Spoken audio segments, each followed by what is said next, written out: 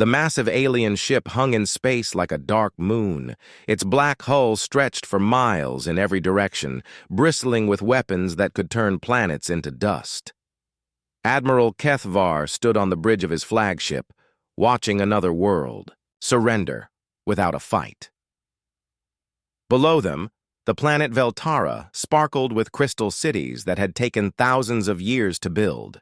The crystalline beings who lived there were ancient and wise, masters of energy manipulation who could bend light itself to their will. Their technology was impressive by most standards. None of that mattered now.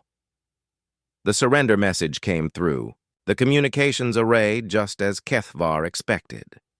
The same words he had heard 17 times before, from 17 different worlds. We yield to the Zephyrian Empire. Our world is yours. Please spare our people. Kethvar's scaled lips pulled, back in what might have been a smile. The Zephyrians had perfected the art of conquest without waste. Why destroy valuable resources and populations when a simple demonstration of power would achieve the same result? His fleet of 12 dreadnoughts had never needed to fire more than a single warning shot. Sub-Commander Yethral, Kethvar called to his communications officer. Send the standard integration protocol to the surface. Full planetary survey, resource assessment, and population census within 10 standard cycles. At once, Admiral. The process was always the same. The Zephyrians would catalog everything useful on the conquered world. Advanced technology would be copied and improved. Intelligent species would be given the choice to join the Empire or be relocated to reservation worlds. Resources would be extracted efficiently. It was a machine of conquest that had worked flawlessly for decades. From the edge of the star system, hidden in the shadow of a gas giant's moon, Captain Jake Murphy watched the surrender unfold through his ship's sensors. The human scout vessel Defiant was barely larger than a civilian transport, but it carried the most advanced stealth systems Earth could build. Murphy had been tracking the Zephyrian advance for 8 months, staying just out of their detection range. The aliens were impressive, Murphy had to admit. Their ships moved like graceful whales through space, powered by energy sources that human science could barely understand. Their weapons could crack continents. Their shields could absorb the full fury of a stellar flare. Every engagement Murphy had witnessed ended the same way.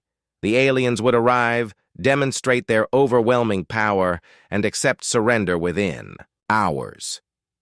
Murphy studied the tactical data streaming across his screens. 17 conquered worlds, 17 different species with their own unique technologies and advantages. The crystal beings of Veltara could manipulate electromagnetic fields. The machine minds of Corvash Prime had computational power that rivaled small stars. The warrior clans of Nexar 7 had been fighting wars for millennia. All of them had surrendered without firing a shot. Computer, compile a tactical assessment report, Murphy said quietly. Include all sensor data on Zephyrian ship configurations, weapon capabilities, and fleet movements. Priority transmission to Fleet Command. As he worked, Murphy couldn't shake the feeling that something was different about humanity. Every species the Zephyrians had conquered possessed technology that was in many ways superior to human achievements. The crystal beings could build cities that lasted forever. The machine minds could calculate the movement of galaxies. The warrior. Clans had weapons that could shatter moons, but none of them had fought back. Murphy remembered his military history. Humans had a long tradition of fighting against impossible odds. At Thermopylae, 300 Spartans had held off an army of hundreds of thousands. At the Alamo, a handful of defenders had fought to the last man against overwhelming numbers. At Stalingrad, civilians had fought house to house against one of the most advanced militaries in human history. The pattern was always the same. When faced with certain defeat, most species would calculate the odds and choose survival. Humans seemed to have a defective survival instinct that made them fight harder when the situation became hopeless. Murphy's sensors detected movement in the Zephyrian fleet. The massive ships were preparing to leave orbit, their mission on Veltara complete. According to the pattern Murphy had observed, they would next move toward the Sol system. Earth would be next on their list. Computer, calculate travel time to Earth based on current Zephyrian fleet speed and heading. Estimated arrival at Sol system perimeter. 14 standard days. 14 days. Murphy felt his hands tighten on the controls. 14 days for humanity to prepare for an enemy that had never lost a battle. An enemy with technology centuries ahead of anything Earth could field. An enemy that had conquered 17 worlds without losing a single ship. Murphy activated his quantum communication array and began composing his report to Fleet Admiral Lisa Carter. The message would take 3 days to reach Earth through the relay network, giving humanity 11 days to prepare. 11 days to decide whether they would follow the example of 17 other species and surrender without a fight. Somehow, Murphy doubted that would happen. The Zephyrian fleet began moving toward the edge of the system, their massive hulls accelerating slowly but steadily toward the hyperspace jump point. Murphy waited until they were committed to their course, then powered up his own engines and began following at maximum stealth. He had a feeling that the Zephyrians were about to learn something new about conquest. They were about to discover what happened when an unstoppable force met a species too stubborn to move. Fleet Admiral Lisa Carter stood in the war room buried 3 miles beneath the lunar surface. The chamber was designed to survive direct nuclear strikes, but Carter wondered if even these thick walls could protect them from what was coming. Around the holographic display table sat the most experienced military leaders humanity could gather on short notice. General Roy Baker commanded the Mars Defense Corps, a grizzled veteran of the asteroid mining wars who understood better than anyone how to fight in space. Admiral Helen Price led the Jupiter fleet, humanity's most advanced deep space naval force. Dr. Sam Collins represented the Weapons Research Division, a brilliant scientist whose innovations had kept Earth's military competitive despite limited resources. 17 worlds, Carter said, her voice echoing in the reinforced chamber. 17 different species, each with their own advantages, each with technology we can barely understand. The crystal beings could manipulate energy itself. The machine minds had computational power that makes our best computers look like pocket calculators. The warrior clans had been fighting wars since before humans discovered fire. Dr. Collins pulled up holographic displays showing the conquered worlds. The psychological warfare aspect is perfect. The Zephyrians demonstrate overwhelming superiority once, then use reputation to handle the rest. No species wants to be the example that gets obliterated. Admiral Price leaned back in her chair, studying the tactical projections. Our war games aren't encouraging. Every scenario shows the same result. Our entire fleet wouldn't last 10 minutes against a single Zephyrian dreadnought. Their shields can absorb anything we can throw at them. Their weapons can crack planets. We might as well throw rocks. General Baker slammed his fist on the table, causing the holographic displays to flicker. Then we don't fight them the way they expect. Humans didn't become the dominant species on Earth by being the biggest or strongest. We won because we were the most adaptable, the most persistent, and the most willing to fight dirty when survival was at stake. Carter nodded slowly. She had been thinking the same thing during the 3 days since Murphy's report arrived. Captain, Murphy is still shadowing their fleet. His latest transmission indicates they'll reach the outer system in 11 days. If we're going to implement the Prometheus protocol, we need to start now. The room fell silent. The Prometheus protocol was humanity's most desperate contingency plan, developed during the darkest days of the last global war. It involved converting the entire human civilization into a military machine, turning every resource toward the goal of making conquest so expensive that victory would be meaningless. The casualty projections are not optimistic, Dr. Collins said quietly. Computer models suggest a 97% loss rate across all human populations. And what's the casualty rate for surrender? Carter asked. Collins checked his data. Pad. Based on Zephyrian integration protocols observed on other worlds, complete cultural extinction within 50 years. Forced relocation, genetic modification programs, and systematic elimination of what they consider undesirable traits. So we're choosing between dying free or living as slaves, Admiral Price said. General Baker stood up and walked to the window overlooking the lunar surface. My grandfather fought in the Pacific during World War II. Told me about Iwo Jima, where Japanese soldiers fought from caves and tunnels, making every yard cost blood. The Americans had better technology, more ships, more planes, more everything.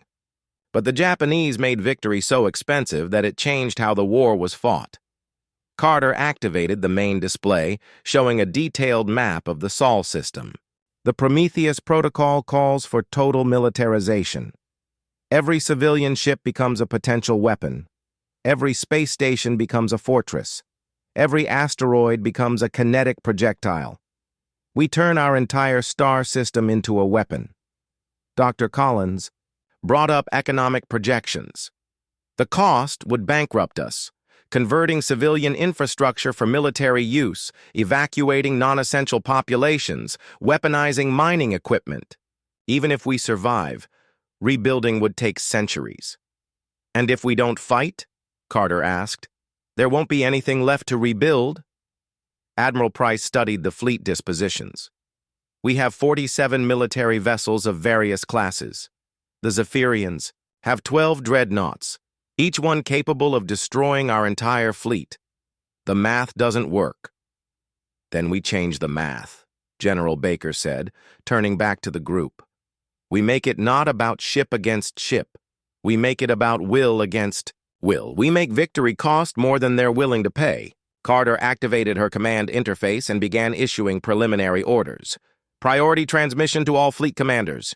Begin implementation of Prometheus Protocol Phase 1. All civilian vessels to report for military conversion. All orbital. Facilities to begin defensive preparations. All asteroid mining operations to prepare for weaponization protocols. The display lit up with acknowledgement signals from across the solar system. On Mars, General Baker's Defense Corps began installing military-grade weapons on cargo haulers. Near Jupiter, Admiral Price's fleet started training civilian pilots for combat operations. In the asteroid belt, mining crews received orders to attach guidance systems and nuclear warheads to the largest asteroids they could find. Dr. Collins pulled up weapon specifications. We can't match their technology, but we can overwhelm their defenses through sheer volume. If we can coordinate simultaneous attacks from multiple vectors using expendable platforms, we might be able to penetrate their shields through saturation bombing. What about their faster-than-light communication systems? Admiral Price asked. They can coordinate their entire fleet instantly. We're still limited by light-speed communications, except for the quantum entanglement arrays, and we only have 6 of those. General Baker smiled grimly. Then we use that against them. Make them think in terms of fleet actions when we're really planning guerrilla warfare. Hit-and-run attacks, suicide charges, civilian vessels packed with explosives. Make every engagement unpredictable. Carter stood up, her decision made. Signal all commands.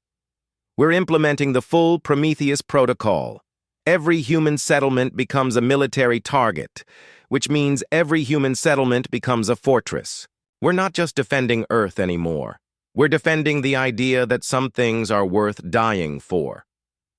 The war room filled with activity as staff officers began coordinating the largest military mobilization in human history. Across the solar system, passenger liners were being fitted with nuclear warheads.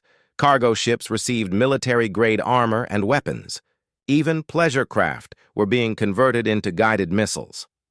Carter looked at the display showing the approaching Zephyrian fleet, still 11 days away. 11 days to transform human civilization into something it had never been before. 11 days to prepare for a war that would either destroy them completely or teach the galaxy that some species were too dangerous to conquer. "Admiral," Dr. Collins said quietly, "there's something else." Captain Murphy's latest report includes detailed scans of Zephyrian shield technology. "I think we might have found a weakness." Captain Jake Murphy watched the Zephyrian fleet through his ship's advanced sensors, staying just outside their detection range. For 8 days, he had followed them through hyperspace, gathering intelligence on their movement patterns and communication protocols. The alien ships moved with mechanical precision, maintaining perfect formation as they crossed the vast emptiness between stars. The Defiant's computer had analyzed every aspect of the enemy vessels during the long pursuit. Their hulls were composed of an unknown metallic alloy that seemed to absorb energy rather than reflect it. Their engines generated power levels that suggested matter-antimatter reactions far more efficient than anything human science had achieved. Most impressive of all were their shield systems, which appeared to create localized distortions in space-time itself.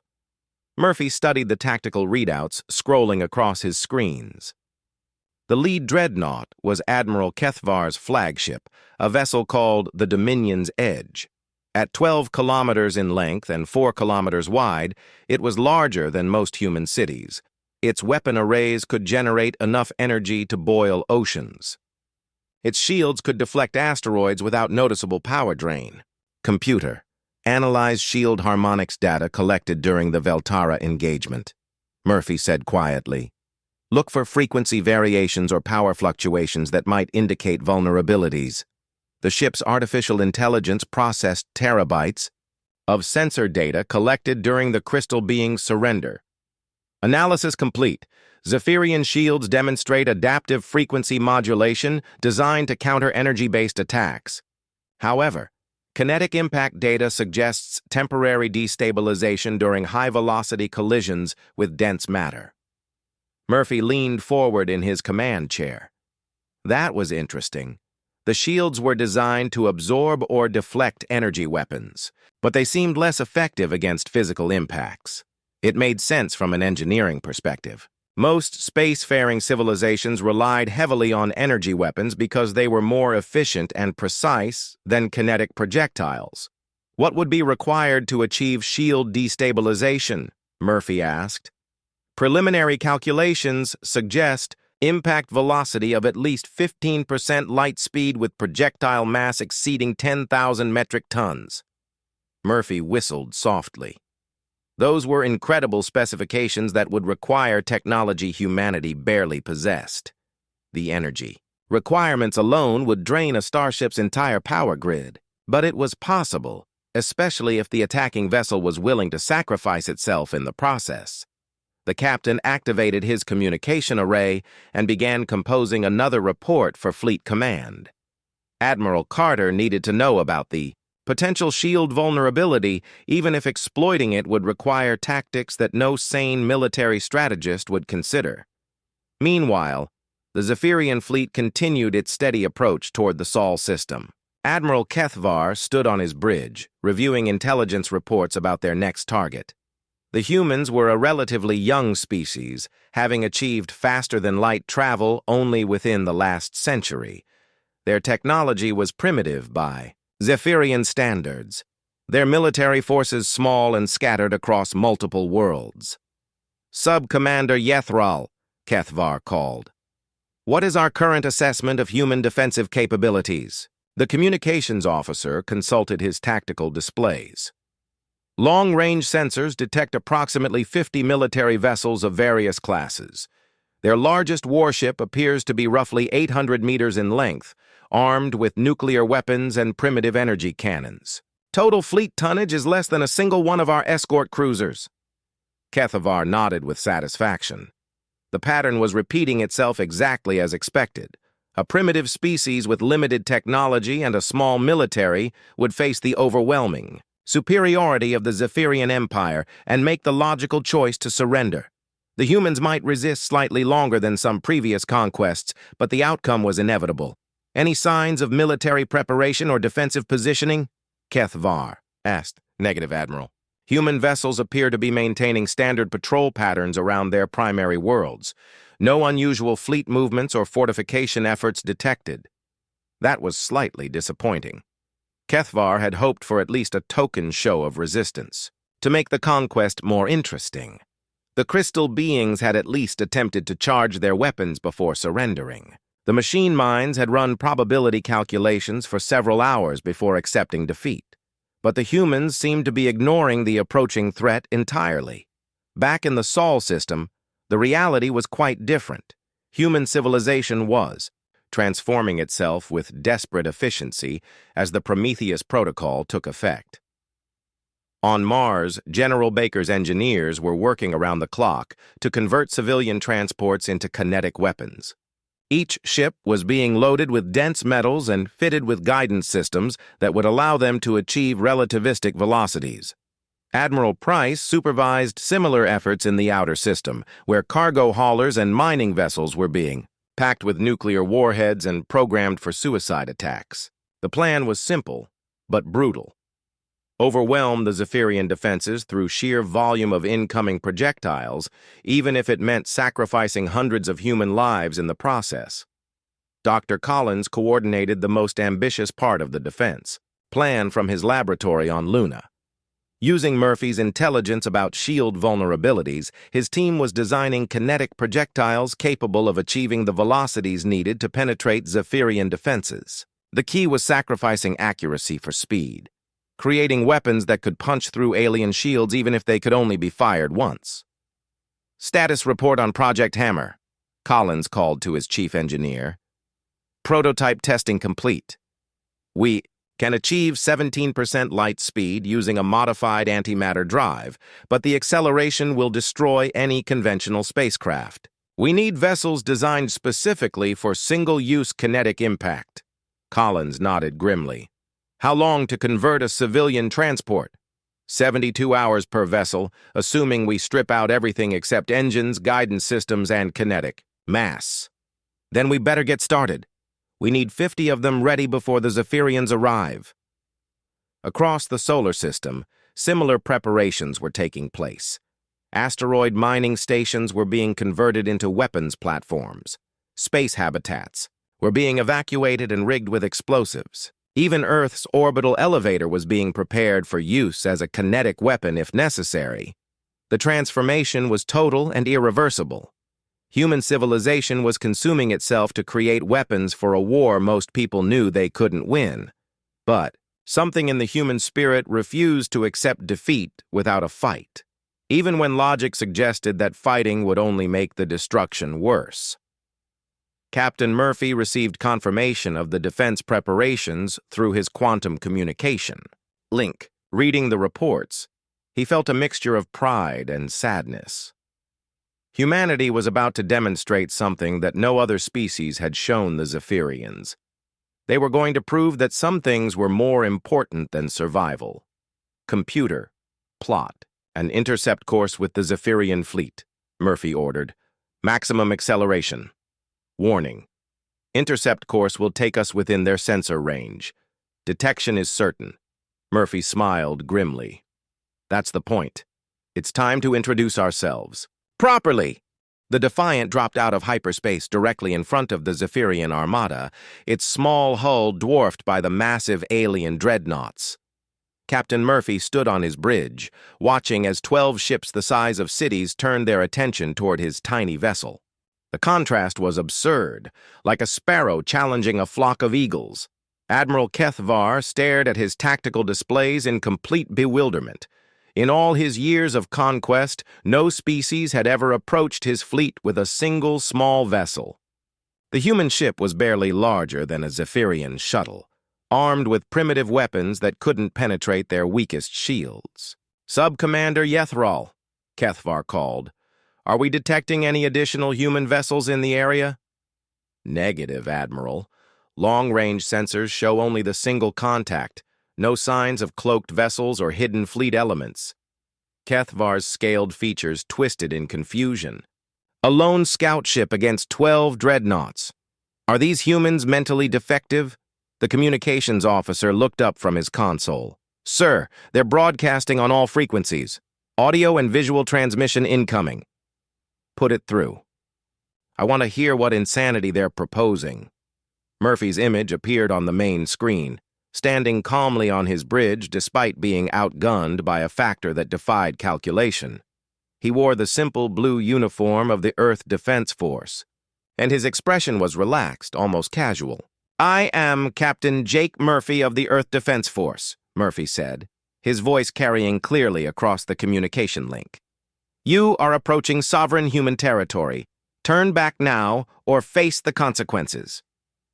Kethvar's mouth opened slightly, in amazement. The human was actually threatening them. A single primitive vessel was issuing ultimatums to the most powerful fleet in the galaxy. It was either the bravest or the most foolish act he had ever witnessed. Human, Kethvar replied, trying to keep the amusement out of his voice. Your courage is admirable but pointless. We have conquered 17 civilizations without losing. A single ship. Your vessel cannot hope to damage our shields, much less threaten our fleet. Murphy's expression didn't change. Yeah, I heard about your winning streak. Funny thing about winning streaks, though. They all come to an end eventually. Without warning, Murphy's ship launched its entire missile complement at the nearest Zephyrian cruiser. 20 nuclear warheads streaked across space at maximum velocity, their primitive guidance systems locked onto the alien vessel's hull. The weapons struck the Zephyrian shields and detonated in brilliant flashes of light and radiation. The alien shields absorbed the impacts effortlessly, exactly as they had. Absorbed every attack from 17 different species. The energy from the nuclear explosions was dispersed harmlessly into space, causing no damage whatsoever to the target vessel. As expected, Kethvar said, shaking his head. Now you will witness the futility of resistance. Weapons officer, disable their engines, but leave the ship intact. I want to study their primitive technology. But Murphy was smiling. Computer, execute pattern alpha. Suddenly, the Defiant's engines flared to maximum power, pushing far beyond safe operating parameters. The small ship accelerated directly toward Kethvar's flagship at an incredible rate, its hull beginning to glow from the stress of extreme acceleration. Alarms began blaring on the Zephyrian bridge as tactical officers realized what was happening. The human vessel wasn't trying to escape or engage in conventional combat. It was on a collision course with the Dominion's edge. He's going to ram us, Yethral shouted over the warning klaxons. Impossible. Kethvar replied, but his voice carried a note of uncertainty. No species would sacrifice their command vessel in such a manner. It's tactically meaningless. Sir, collision in 40 seconds.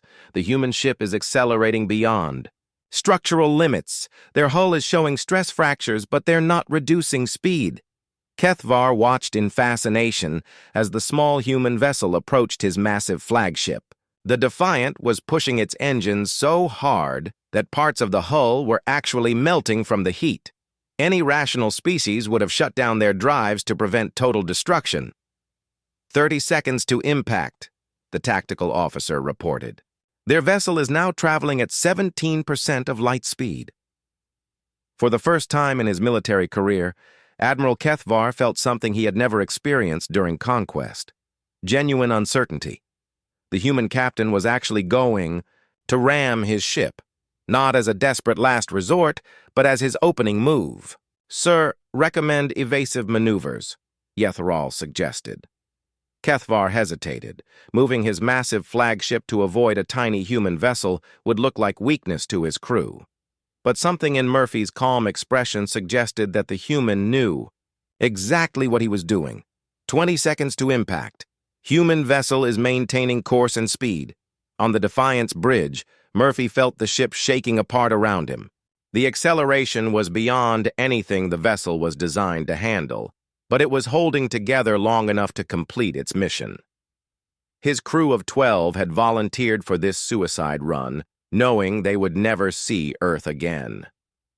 10 seconds. Captain, his navigation officer called out. Murphy activated the ship's internal communication system. All hands, It's been an honor serving with you. Tell them we went down fighting." The Defiant struck the Dominion's edge at 17% of light speed. The impact should have been negligible against the massive alien vessel, but Murphy had made modifications that his enemy couldn't anticipate. The ship's cargo bay contained 30 tons of antimatter in magnetic containment bottles designed to rupture on impact. The explosion carved a crater half a kilometer wide in the Zephyrian flagship's hull. The blast overloaded the local shield, generators, and sent shockwaves through the entire vessel. More importantly, it sent a message that rippled through both fleets. Admiral Kethvar pulled himself up from the deck where the impact had thrown him. His bridge was filled with smoke and the sounds of damage control teams scrambling to assess the situation. For the first time in the history of Zephyrian conquest, an enemy had actually damaged one of their vessels. "Damage report," Kethvar demanded. "Hull breach on decks 40 through 60, shield generators offline in that section. Structural damage is significant but not critical. We've lost approximately 12% of our forward weapon arrays." Kethvar stared at the tactical display showing the wreckage of the human ship. Captain Murphy and his crew were dead, scattered atoms drifting through space. They had sacrificed themselves to inflict what amounted to minor damage on a single Zephyrian vessel. But something had changed. For 17 conquests, the Zephyrians had demonstrated their invincibility. Every species had seen that resistance was futile and chosen surrender over destruction.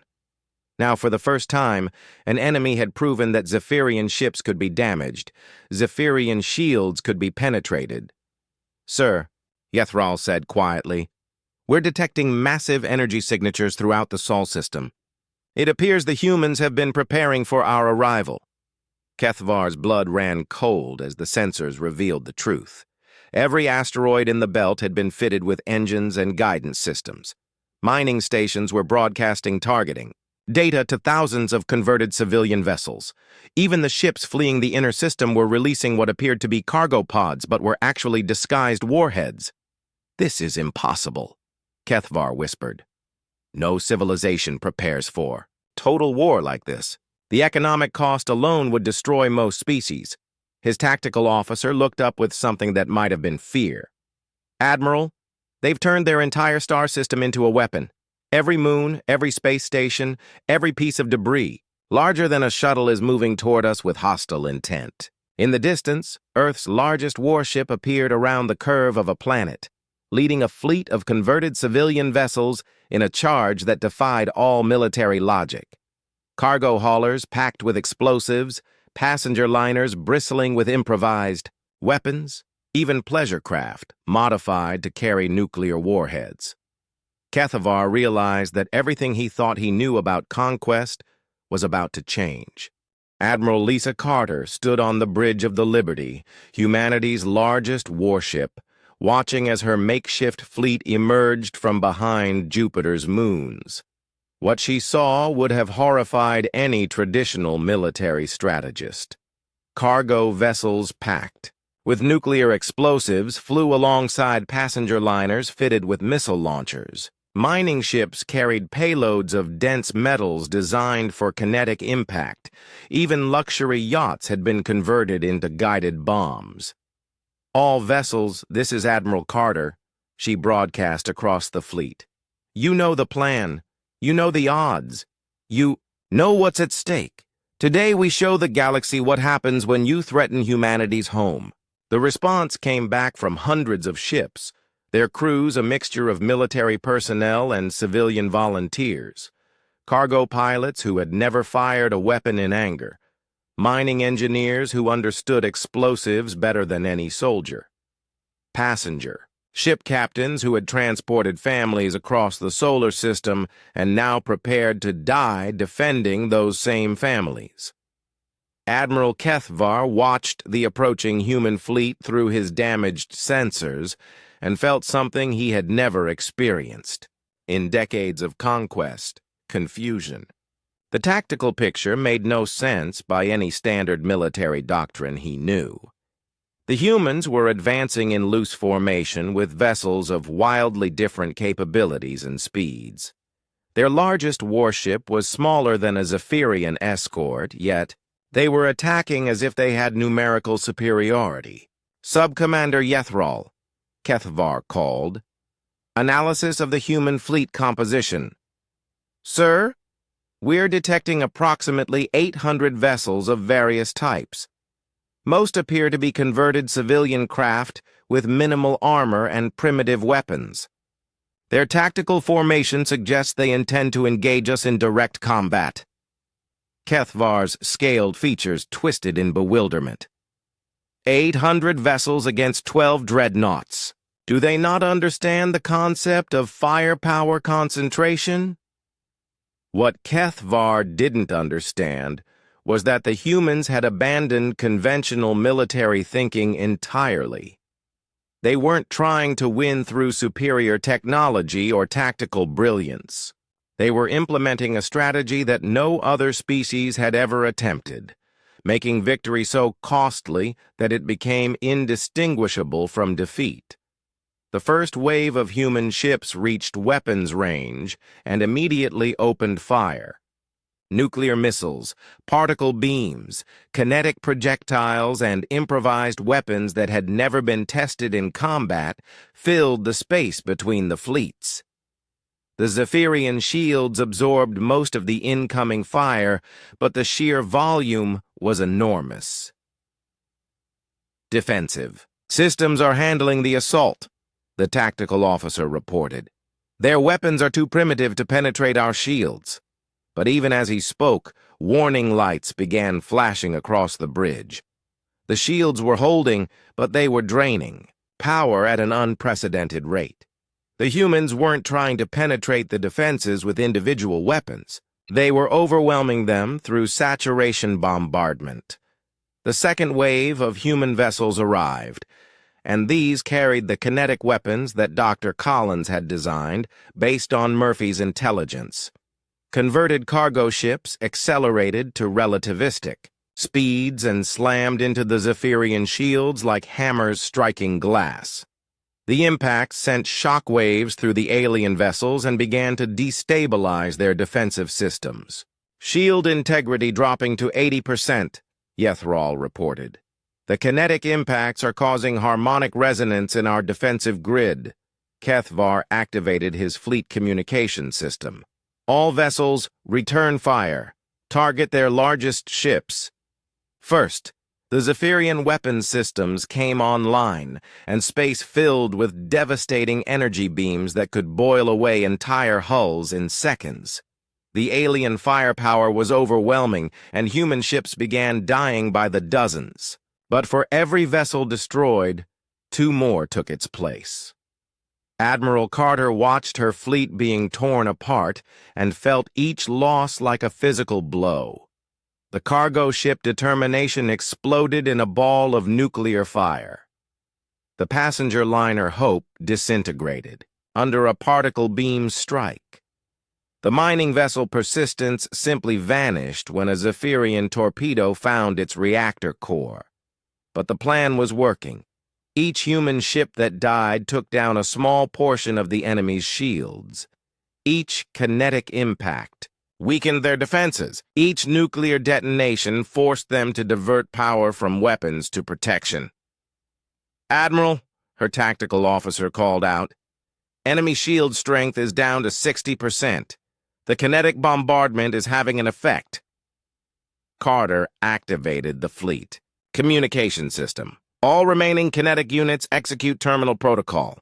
All other vessels, prepare for final assault. The terminal protocol was the most desperate part of humanity's plan.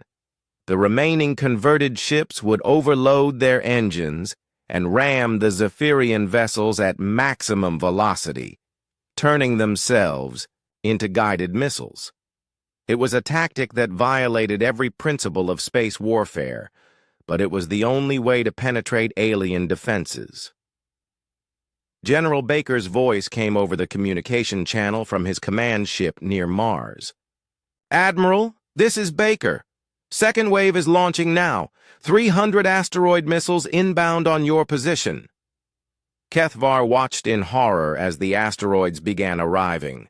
Each one had been fitted with fusion engines and guidance systems, turning them into projectiles the size of city blocks traveling at incredible speeds. His fleet's point defense systems began firing frantically, but there were too many targets. "This is madness," Kethvar muttered. "They're destroying their entire infrastructure to attack us." The first asteroid struck the cruiser Voidrender with the force of a small planet.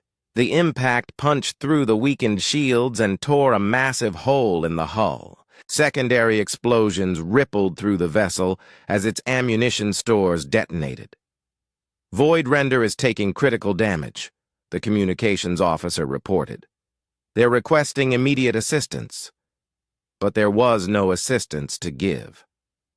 More asteroids were arriving every minute, each one guided by mining engineers who knew exactly how to calculate impact trajectories. The humans had turned their entire asteroid belt into ammunition for the largest artillery barrage in galactic history. Admiral Carter saw her opening as the Zephyrian formation began to break apart under the assault. "All remaining vessels, full attack! Target their flagship!"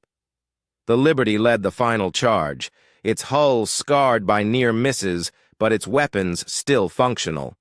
Around it, the survivors of humanity's fleet followed their admiral into the teeth of alien firepower. They flew through fields of debris that had once been human ships, past the burning wrecks of vessels that had carried their friends and families. "Ma'am," Carter's tactical officer called out, "we're receiving a transmission from the Zephyrian flagship." "Put it through." Admiral Kethvar's image appeared on the screen, and for the first time his expression showed something other than confidence. "Human Admiral, this destruction serves no purpose. Your fleet is already defeated. Surrender now, and we will spare your remaining vessels." Carter smiled grimly. "You still don't understand, do you? We're not trying to win. We're trying to make you lose." Behind her words was a truth that no other species had ever demonstrated to the Zephyrians. Sometimes the goal wasn't victory. Sometimes the goal was making your enemy pay such a price for conquest that they would think twice before trying it again. The human fleet continued its suicidal charge, and space filled with the light of dying ships and the thunder of weapons that had never been meant for war. The battle had been raging for 6 hours when Admiral Kethvar finally understood what he was facing. The humans weren't fighting to win in any conventional sense. They were fighting to make victory meaningless. Every Zephyrian ship had taken damage. 3 cruisers were completely destroyed, their hulls torn apart by kinetic impacts and nuclear fire. The flagship itself was operating at 40% efficiency, its shields flickering under the constant bombardment. "Damage report," Kethvar demanded as another human vessel exploded against his ship's weakened hull. "Sir, we've lost 60% of our forward weapons. Hull breaches on 37 decks. Shield generators are failing across multiple sections. The humans are targeting our damaged areas with surgical precision." That was perhaps the most disturbing aspect of the human attack. They weren't just throwing themselves at the Zephyrian fleet randomly. Each suicide attack was carefully calculated to exploit weaknesses created by previous strikes. The humans were learning and adapting even as they died. Sub-Commander Yethral looked up from his console with barely concealed fear. "Admiral, we're detecting another wave of kinetic projectiles. 50 asteroids inbound, plus what appears to be an orbital habitat." Kethvar stared at the tactical display in disbelief. The humans had converted an entire space station into a weapon. Thousands of civilians had been evacuated so that their home could be turned into a guided missile the size of a small moon. "Sir," the tactical officer called out, "the habitat is transmitting a message." "Put it through." The image that appeared on screen showed an elderly human male in a maintenance worker's uniform. Behind him, the interior of the space station was clearly visible, its corridors empty except for a skeleton crew of volunteers. "This is Chief Engineer Bill Harper of Orbital Station 7, the man said calmly. "We've been home to 50,000 people for 30 years. Built her with our own hands, raised our families here, watched our children grow up in these corridors. Now we're going to use her to show you what happens when you threaten our home." The transmission ended, and the massive habitat continued, its inexorable approach toward the Zephyrian flagship. Kethavar realized that the humans were willing to destroy everything they had built rather than surrender it intact. Admiral Carter watched from the bridge of the Liberty as Orbital Station 7 completed its final approach. The massive structure had been her home for 5 years early in her career. She had friends who had lived their entire lives in those corridors. Children who had been born in its medical bays, families who had called it home for generations. All remaining vessels concentrate fire on the flagship's shield generators, Carter ordered. "Give Station 7 a clear shot." The surviving human ships poured everything they had into the Zephyrian defenses: nuclear warheads, particle beams, kinetic projectiles, and improvised weapons that had been built in workshops and garages across the solar system. The alien shields flickered and sparked under the assault. Chief Engineer Harper felt the station shudder as Zephyrian weapons found their mark. Sections of the habitat's outer hull were burning away under particle beam strikes, but the massive structure continued its approach. In the engineering section, Harper and his volunteer crew made final adjustments to the fusion reactors, preparing them for overload. "This is for Earth," Harper said quietly, and activated the detonation sequence. Orbital Station 7 struck the Dominion's edge with the accumulated force of 30 years of human engineering and determination. The impact sent shockwaves through both vessels, but the explosion that followed was visible from Earth itself. The station's fusion reactors detonated simultaneously, creating a brief artificial star that carved away half of the Zephyrian flagship's hull.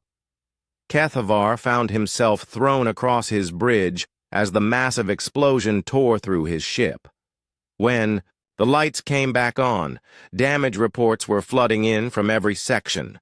The Dominion's edge was crippled, its engines offline, its weapons mostly destroyed. "Sir," Yethral said weakly, "we're receiving surrender demands from the remaining human vessels." Kethavar laughed bitterly. "Surrender demands? We still have 9 operational ships. They have perhaps 50 vessels left, most of them damaged." "Yes, sir, but Admiral Carter is pointing out that we've lost more ships in this engagement than in our previous 17 conquests combined. She's asking if we're prepared to lose the rest of our fleet to capture a single star system." The question hung in the air like a challenge. Kethavar looked at his tactical displays and realized that the human admiral was right. Even if the Zephyrians eventually won this battle, the cost would be catastrophic. They would arrive at Earth with a handful of crippled ships to face whatever other defenses humanity had prepared. "Sir," the communications officer added, "we're also receiving messages from several of our previously conquered worlds. The news of our losses here is spreading. Some are asking questions about our supposed invincibility." That was the real danger, Kethavar realized. The Zephyrian Empire was built on the perception of overwhelming superiority. If that perception cracked, if other species began to think that resistance was possible, the entire foundation of their conquest strategy would collapse. Admiral Carter's voice came over the communication channel. "Admiral Kethavar, this is Lisa Carter. I'm prepared to discuss terms." "Terms?" Kethvar replied. You're in no position to dictate terms to the Zephyrian Empire. Actually, I think I am. You came here with 12 ships to add another world to your empire. You'll leave with half that number, assuming you leave at all. Your reputation for invincibility is already broken. The question is whether you want to lose the rest of your fleet to prove a point. Kethvar looked around his damaged bridge. 3,000 Zephyrian crew members had died in this engagement, more than in all their previous conquests combined. His flagship was barely functional. Half his fleet was either destroyed or critically damaged. What are you proposing? He asked finally. Simple. You withdraw from the Sol system and mark it as off-limits for future conquest. In return, we won't pursue your damaged vessels or broadcast the details of this engagement to every species in the galaxy. You think other species would believe that primitive humans defeated Zephyrian forces? Carter smiled grimly. We have. Sensor recordings of the entire battle. Detailed scans of your technology. Tactical analysis of your weaknesses. Trust me, Admiral. Other species will be very interested in this information. Kethvar realized he was facing a choice he had never anticipated. He could continue fighting and probably destroy the remaining human forces, but the cost would leave him with a handful of crippled ships and a reputation in ruins. Or he could withdraw and preserve what remained of his fleet, but admit, for the first time, that the Zephyrian Empire could be stopped. Sir, Yethrol said quietly, recommend we accept their terms. The strategic implications of continuing this engagement are unacceptable. For the first time in his military career, Admiral Kethvar gave an order he had never thought he would need to give. Signal the fleet. We're withdrawing from this system. News of the Battle of Sol spread across the galaxy faster than the Zephyrian Empire could suppress it. Within days, every civilized world had heard the impossible story. Humans had not only resisted the unstoppable Zephyrian fleet, but had forced them to withdraw. The details varied from world to world, but the core message was always the same. The Empire could be defeated. On the crystal world of Veltara, the first planet conquered by the Zephyrians, Elder Christven called an emergency council of the remaining free cities. The crystalline beings had accepted occupation peacefully, allowing their world to be stripped of resources while their people were relocated to designated zones. But the news from Sol changed everything. The humans lost thousands of vessels, Christven said to the assembled elders. They sacrificed entire orbital habitats. They turned their civilian population into weapons. Yet they achieved what we thought impossible. Elder Quarthmel's crystalline form pulsed with nervous energy. The cost was enormous. Their entire economic infrastructure was destroyed. Millions of their people died. And yet they are still free, Christven replied. While we remain slaves in our own cities, hiding in the ruins of our once great civilization. The debate continued for hours, but the conclusion was inevitable. The Veltar began planning their resistance. Their mastery of electromagnetic fields could disrupt Zephyrian technology. Their crystalline cities could be converted into weapons, just as humans had weaponized their space stations. Most importantly, they now knew that victory was possible. Similar conversations were taking place on 16 other worlds. The machine minds of Corvash Prime began calculating probability matrices for successful rebellion. The warrior clans of Nexar 7 started forging weapons in hidden foundries. Even the pacifist scholars of Theta Colony began researching military tactics they had ignored for centuries. Admiral Kethvar stood in the medical bay of his crippled flagship, looking at the long rows of wounded crew members. The human engagement had cost him more casualties than the previous 17 conquests combined. Worse than the physical damage was the psychological impact. For the first time, his crew had seen Zephyrian ships destroyed by primitive aliens using improvised weapons. "Admiral," Sub-Commander Yethral approached with a datapad. "Priority message from High Command. The Council requests your immediate return to report on the Sol system engagement." Kethvar took the message and read it twice before the words, "fully registered." The Council wasn't just requesting a report. They were demanding an explanation for how the supposedly invincible Zephyrian military had suffered its first major defeat in over a century. "Sir," Yethral continued quietly, "there's also unofficial intelligence from our monitoring stations. Several of our occupied worlds are showing signs of unrest. Increased communication traffic, unusual energy signatures, movement of populations away from designated zones." "Rebellion," Kethvar said simply. "It appears so, sir. The humans may have started something much larger than a single battle." Back in the Sol system, Admiral Carter stood in the rebuilt command center on Luna, coordinating the massive recovery effort. The human victory had come at an enormous price. Over half their fleet was destroyed, their economic infrastructure was in ruins, and entire worlds were struggling to rebuild after converting everything they had into weapons. Dr. Collins approached with the latest casualty reports. "Final count is in, Admiral. We lost 14,000 military personnel and approximately 30,000 civilians who volunteered for combat operations. Total economic damage is estimated at 70% of our gross system product."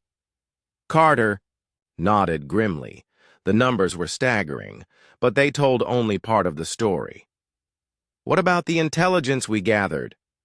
"That's the silver lining. We have complete sensor records of Zephyrian technology, tactical doctrine, and fleet capabilities. More importantly, we've identified weaknesses that can be exploited by other species." "And are we sharing this information?" Collins smiled.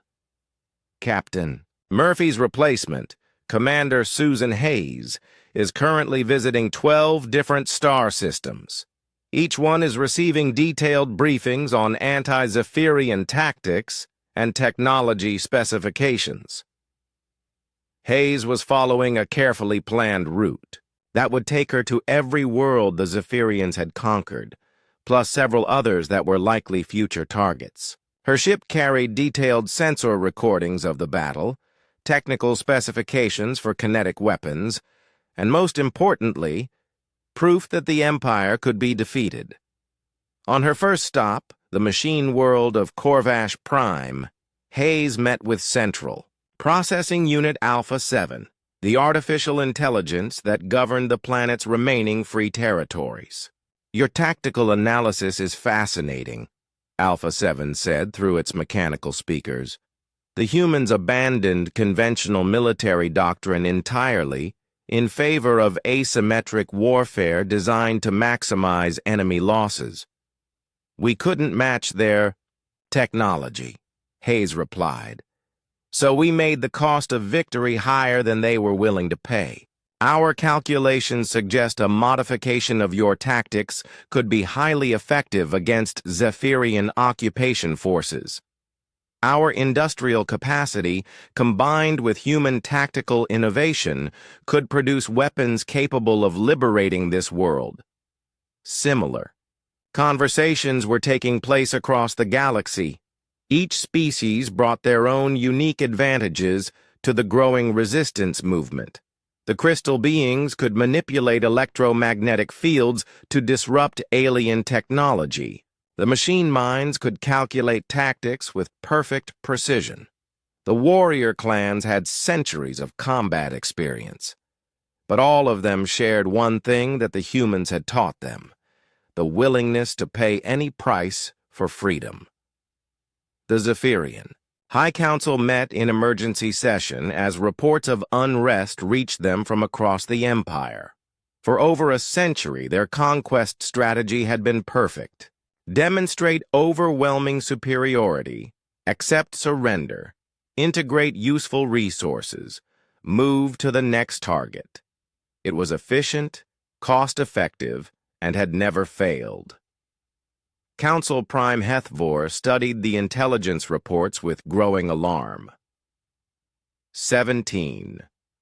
Worlds are showing signs of organized resistance. The humans have somehow convinced our subject species that rebellion is possible. The psychological damage is severe, agreed Council Member Vexrall. Our entire strategy depends on the perception of invincibility. If that perception fails, our ability to maintain control over conquered territories becomes questionable. Council Member Zekron's tendrils writhed with agitation. Perhaps we should make an example of one of the rebellious worlds. A demonstration of what happens to those who resist. And confirm that we are vulnerable? Hethvor replied. Every show of force now risks another defeat like the one at Sol.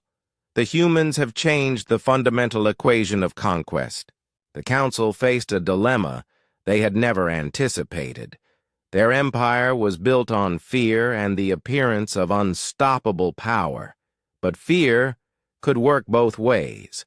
The same reputation that had made conquest easy now made every engagement a potential disaster. Admiral Carter received the news she had been hoping for 3 months after the battle. Commander Hayes had completed her mission, and the results exceeded every expectation. The galaxy was preparing for war against the Zephyrian Empire, using tactics and technologies developed from the human example. Ma'am, her communications officer reported, we're receiving formal alliance requests from 7 different species. They're proposing a joint military command structure based on human tactical doctrine. Carter smiled. The sacrifice at Sol had been enormous, but it was beginning to pay dividends they had never expected. Humanity had taught the galaxy that some things were worth fighting for, even against impossible odds. The age of easy conquest was over. 2 years after the Battle of Sol, Admiral Lisa Carter stood on the observation deck of the newly constructed starship Unity, watching the largest fleet in galactic history prepare for departure. Ships from 18 different species filled the space around Earth, their varied designs reflecting the diversity of the alliance that humans had accidentally created. The crystalline vessels of Veltara sparkled like jewels against the starfield, their hulls designed to focus and amplify electromagnetic energy. The geometric ships of Corvash Prime moved with mechanical precision, their artificial intelligence crews calculating optimal battle formations. The sleek warships of Nexar 7 carried weapons forged in the ancient traditions of their warrior clans. But at the center of it all were human vessels, their designs practical and unglameful, built for one purpose, making the enemy pay too high a price for victory. Admiral, Commander Hayes approached with the final mission briefings. All fleet elements report ready for departure. Total force composition, 473 vessels representing 18 allied species, plus supporting logistics, and medical ships. Carter nodded, still amazed at how quickly the galaxy had united once they learned that resistance was possible. The alliance had formed almost spontaneously as species after species threw off Zephyrian occupation using modified versions of human tactics. "What's our target?" Carter asked, though she already knew the answer. The Zephyrian home system. Intelligence. Suggests they've recalled most of their fleet to defend their core worlds. This may be our only chance to end the war decisively. The irony wasn't lost on Carter. 2 years ago, humanity had been a minor species on the edge of known space. Completely. unprepared for galactic politics. Now they were leading a coalition of worlds in the largest military operation in recorded history. Dr. Collins joined them on the observation deck, carrying the latest intelligence reports. The Zephyrians have fortified their home system extensively. Orbital defense platforms, minefields, and at least 20 capital ships. They're not planning to make the same mistakes they made at Sol? Good, Carter replied. That means they're thinking defensively instead of offensively. They're already beaten, they just don't know it yet. The truth was that the war had been won the moment the first human ship rammed the Dominion's edge. Everything since then had been inevitable. The Zephyrian Empire was built on the assumption that conquest was cheap and easy, that superior technology was enough to guarantee victory. Humans had proven that assumption wrong, and once the illusion of invincibility was broken, the entire structure began to collapse. Admiral Kethvar stood in the underground command center on the Zephyrian homeworld, watching as his depleted fleet took defensive positions around the planet. 3 years ago, he had commanded 12 pristine dreadnoughts capable of conquering any world in the galaxy. Now he had 8 damaged vessels, and the knowledge that the enemy was no longer afraid of him. Admiral, his aide reported, long-range sensors detect the Allied fleet at the edge of our system. Estimated strength, 400-plus vessels of various classes. Kethvar studied the tactical displays with grim fascination.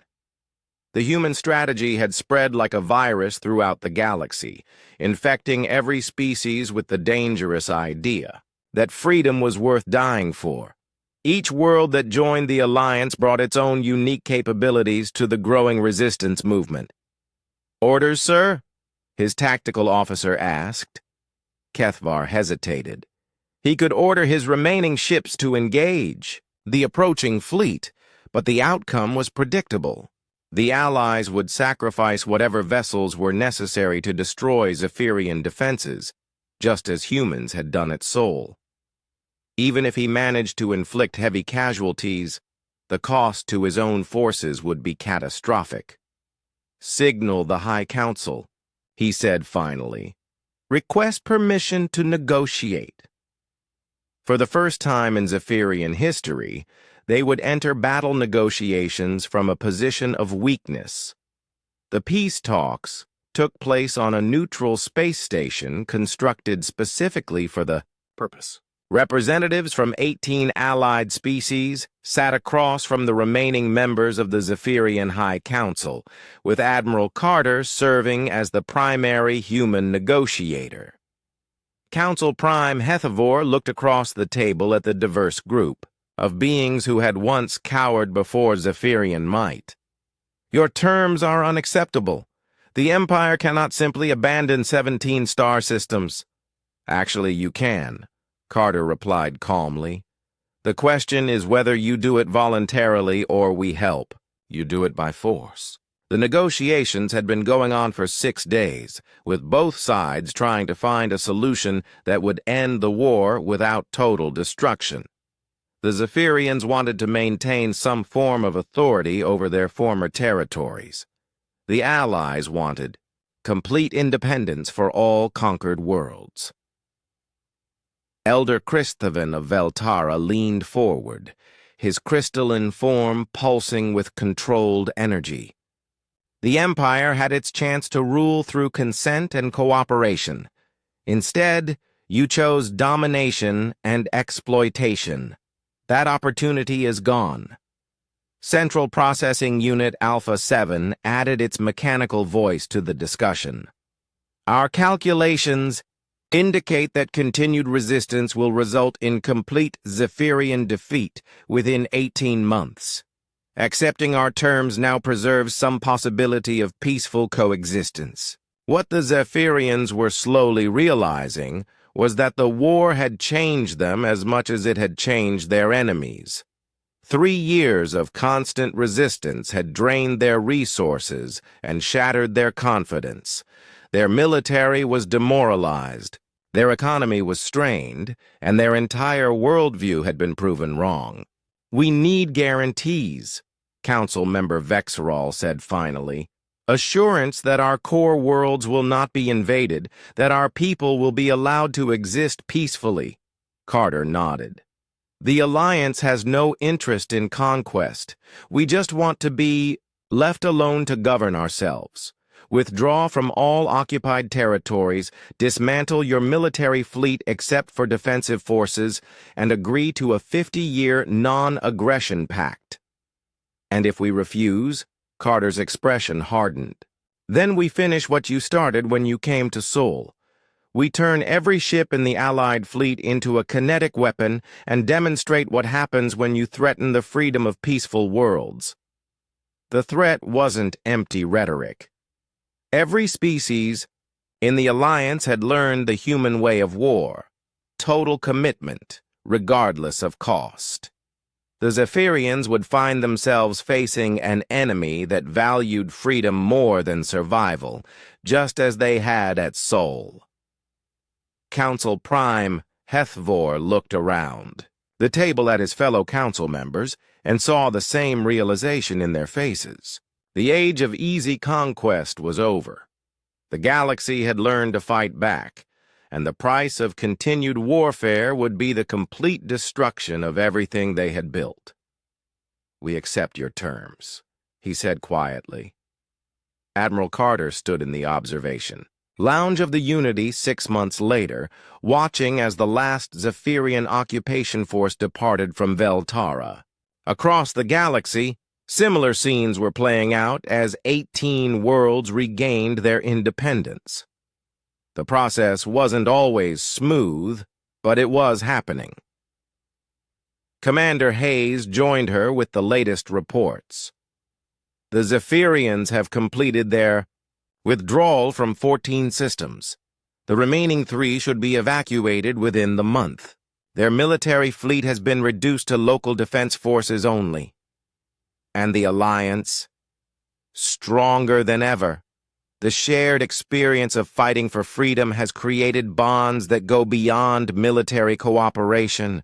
We're seeing trade agreements, cultural exchanges, even joint scientific projects."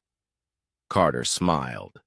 Humanity had entered the galactic community through war, but they were staying through peace. The alliance that had formed to resist the Zephyrians was evolving into something larger, a community of free worlds committed to protecting each other's independence. "There's one more thing," Hayes added.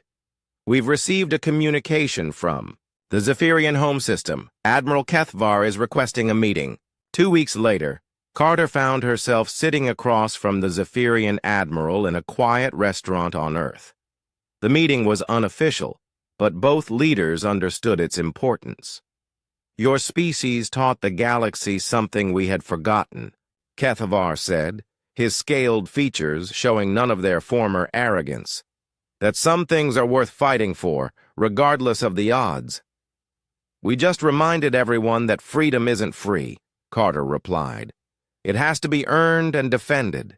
My people are struggling to adapt to a galaxy where we are no longer the dominant power. Some believe we should have fought to the end, rather than accept defeat." Carter studied the alien admiral with interest. "What do you believe?"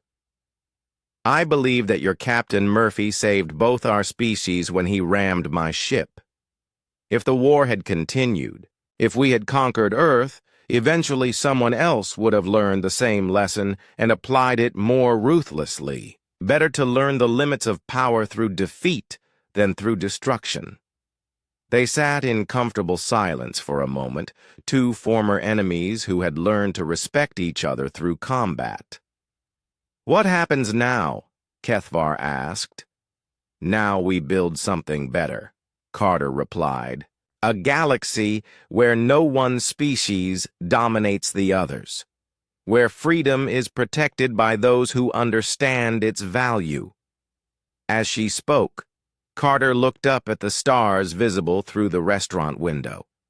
Somewhere out there, on 18 different worlds, people were living free because a human captain had decided that some things were worth dying for. The galaxy would never be the same.